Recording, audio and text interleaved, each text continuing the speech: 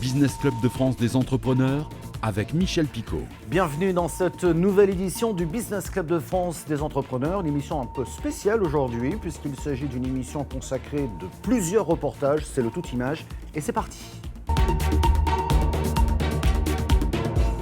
Combien de dodo avant Noël? La question est posée par nos amis de la chaîne 7 à Limoges qui ont suivi les services municipaux qui travaillent à la mise en place des animations lumineuses pour ce Noël 2023. Un reportage de 7 à Limoges.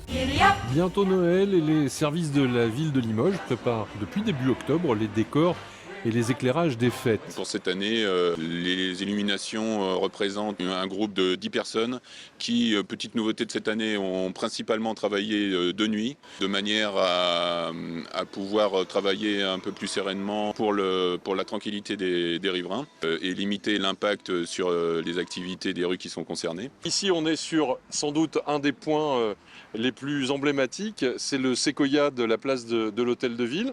Alors ce séquoia, il a un traitement particulier. Qu'est-ce que l'on est en train de faire là? C'est vrai que dans la partie illumination, c'est un chantier particulier qui représente déjà la mise en place d'une nacelle de plus de 50 mètres parce que le séquoia monte à plus de 20 mètres de haut et pour que les collègues puissent tourner autour, voilà, on a besoin d'un matériel spécifique pour cette opération. L'opération d'installation des illuminations du séquoia représente 3 jours et demi de travail. Il y a la mise en place de 400 mètres linéaires de guirlandes et la pose de 50 décors. Chaque décor, chaque guirlande est sécurisée pour supporter les intempéries éventuelles. Un travail exigeant et motivant pour les équipes.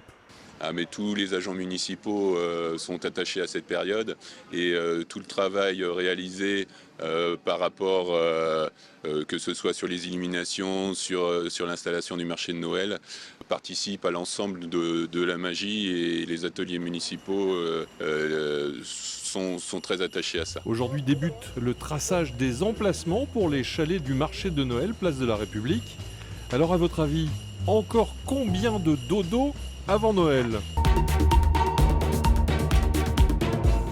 On continue dans cette ambiance de Noël et nous partons à Meisenthal en Moselle pour découvrir Stella, la nouvelle boule de Noël produite par le Centre international d'art verrier.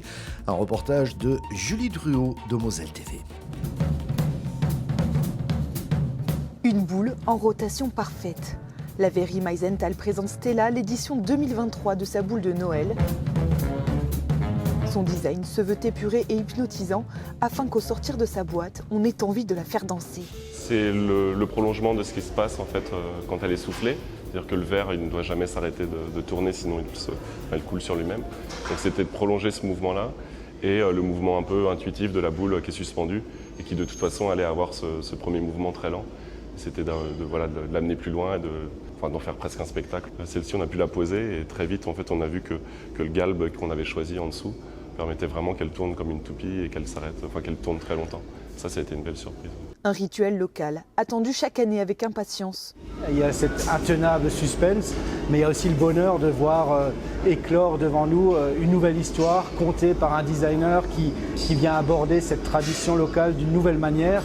Et c'est un peu ça le secret de Meisenthal, c'est le secret qui consiste à cultiver et maintenir le patrimoine matériel et immatériel, mais surtout de le remettre en culture par le biais de regards de créateurs contemporains qui viennent réinvestir ce patrimoine et le revisiter. Une idée originale fabriquée à la chaleur des fours de Meisenthal. En soi, cette boule elle est relativement simple par rapport aux autres, c'est à peu près toujours la même chose, mais après je la trouve vraiment sympa à faire. Alors cette année, entrez dans la danse avec Stella, disponible à la vente à partir du 15 novembre.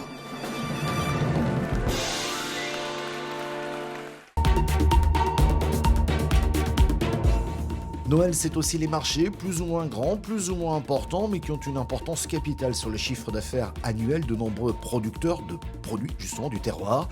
Et le succès est au rendez-vous, comme ici à Cromières. Nous sommes dans la Sarthe. Le nombre d'exposants est passé de 8 en 2019 à 43 cette année. Colin Salle de LMTV Sarthe s'y a rendu. Vive le vent, vive le vent, vive le vent d'hiver. Oui, les fêtes de fin d'année approchent déjà. À Cromières, la saison des marchés de Noël est lancée dans une ferme à l'Étournière. On a envie de décorer notre ferme pour ce moment-là et puis vraiment mettre dans l'ambiance notre exploitation. Et c'est en plus le premier marché de Noël du moment. Donc voilà, ça fait toujours plaisir aux gens de venir découvrir le premier marché de Noël et se mettre un peu dans l'ambiance. L'an dernier, l'événement a drainé entre 2500 et 3000 personnes sur le week-end, venus rencontrer une trentaine d'artisans et producteurs. Cette année, ils sont 43. On a à cœur de jamais avoir de doublons. Voilà, on a un producteur de fromage, on a un producteur de savon, on a une vannière. En fait, on ne veut pas multiplier. Parce que là, on a fait, je ne vais pas vous mentir, on a fait au moins 100-150 refus. Parmi les artisans et producteurs locaux présents, certains sortent de l'ordinaire, comme cet éleveur d'autruche, un produit prisé lors des fêtes de fin d'année. Sur les marchés de Noël, nous, les inscriptions, on en reçoit toutes les semaines quasiment. À partir de septembre-octobre, on a eu 2-3 inscriptions qui tombent toutes les semaines pour les marchés de Noël, mais on ne peut pas être partout non plus, donc on fait une sélection après. Voilà, on m'a dit il y a un beau petit repas le soir, il y a une bonne ambiance, donc on essaye. Même si le pic de fréquentation est à prévoir ce samedi, ce marché assez éclectique et local attire des visiteurs dès son ouverture le vendredi. C'est du direct en plus, il n'y a pas d'intermédiaire et la qualité est là en général. Là on a acheté un peu de farine bio et j'espère qu'on en sera content quoi. La ferme de l'Étournière organise 2 marchés dans l'année. Le thème de cet événement estival prévu les 31 mai et 1er juin prochains sera le Far West et sa mascotte, ce petit veau du doux nom du Kiluc.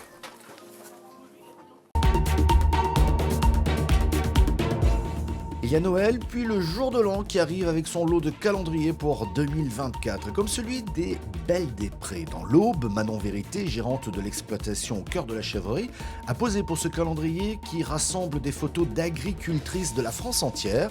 La volonté du photographe, représenter la féminité dans le monde agricole sans tomber dans la vulgarité. Une partie des fonds est reversée à l'association Petit Coup de Pouce à la ferme qui permet de soutenir et d'aider les femmes évoluant ou voulant évoluer dans le monde agricole. Un reportage de Canal 32. Pour accompagner le mois de septembre 2024 dans le calendrier Belle des Prés, Manon Vérité s'est mise en scène. L'éleveuse de chèvres à Crenay-Près-Troyes pose sur 2 photos parmi d'autres agricultrices de France de manière sexy. Plus du subjectif. Et c'est ça qui est vraiment agréable, c'est qu'en fait on montre rien, mais ça attise quand même la curiosité des personnes. Le photographe se déplace dans toute la France, directement sur la ferme. Moi je voulais absolument qu'il y ait des chèvres sur la photo, pour moi c'était primordial. Je ne suis pas du tout à l'aise pour faire des photos. Et faire des photos avec des chèvres c'est encore plus compliqué. Imaginez-vous, c'est une chevrette, elle n'arrête pas de bouger. Les seules fois où elle a bien posé, c'est moi qui avais une tête bizarre. Loin de la vulgarité, l'objectif de ce calendrier est de mettre en avant la féminité des agricultrices. Montrer qu'on peut être agricultrice et féminine. Alors comme je dis toujours, je ne veux pas être féminine tout le temps, c'est pas quand on va aller curer ou des choses comme ça, on n'est pas en talons aiguilles, mais je veux dire, dès qu'on sort, on a moyen voilà, on a le droit d'être une femme aussi et féminine. Le calendrier est au prix de 20 €.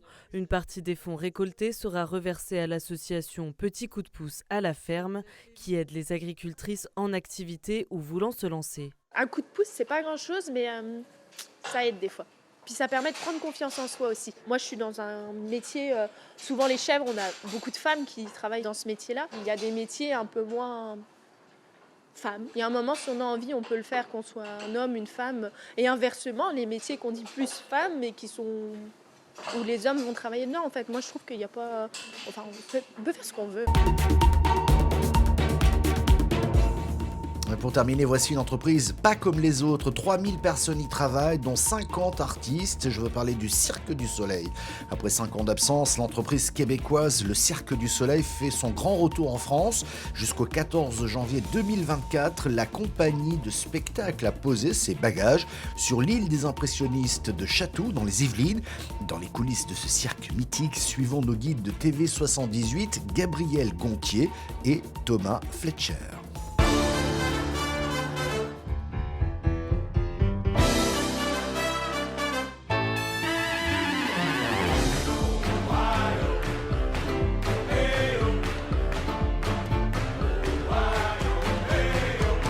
L'excitation et l'effervescence des grands jours. Après 5 ans d'absence, le Cirque du Soleil fait son grand retour devant le public français avec l'une de ses productions phares, Curios. À l'approche de la première, l'heure est aux dernières répétitions. En ce moment, les acrobates vérifient que tout est bien, que la tension du filet est bien. Donc, ils vérifient aussi que les plateformes soient bien à niveau. Puis tout ça pour que les artistes soient confortables et puissent présenter les acrobaties de haut niveau. Pour atteindre l'excellence, des années de préparation ont été nécessaires pour créer ce spectacle, un travail qui, depuis la création de la compagnie québécoise en 1984, ne cesse de fasciner.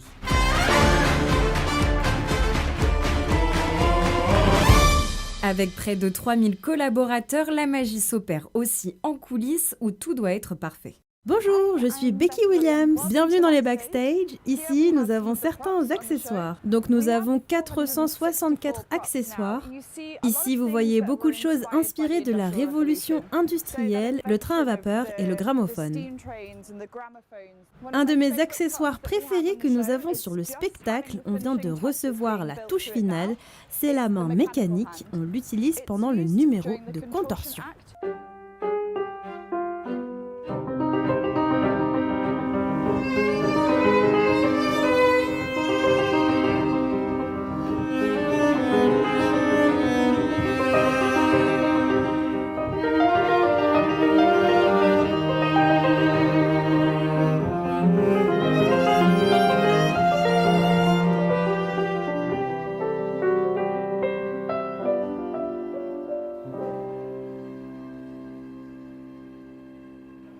Bienvenue dans la tente des artistes. Ici, les artistes viennent s'entraîner, se reposer et même se préparer. Ils disposent également de leur propre dressing. Bonjour, je suis Mar, je suis la chef costumière. Bienvenue dans l'atelier des costumes. Suivez-moi, on a beaucoup de travail en vue de cette grande première. Alors vous pouvez voir, nous avons beaucoup de perruques, beaucoup de costumes, beaucoup de gens travaillent dessus. C'est près de 8000 costumes et accessoires qui sont entreposés ici. Chaque pièce est unique et repousse les limites de l'imagination. On voyage avec beaucoup de maquillage, avec tout ce dont nous avons besoin pour réparer les costumes. Donc nous avons beaucoup de projets d'envergure et nous avons beaucoup de travail pour être prêts pour la première. Une machine à rêve qui réunit une cinquantaine d'artistes de 20 nationalités différentes. Oui, au sein de Curious, nous avons beaucoup de nationalités. C'est agréable d'être avec eux et de voir comment ils travaillent, voir leur culture, comment ils font ce qu'ils font. C'est juste une belle façon de vivre. Un mode de vie synonyme de fierté pour les membres de la compagnie. Merci de votre fidélité, cette émission est terminée, mais vous pouvez la retrouver en replay vidéo sur le site internet de votre télévision locale ou sur celui de l'émission.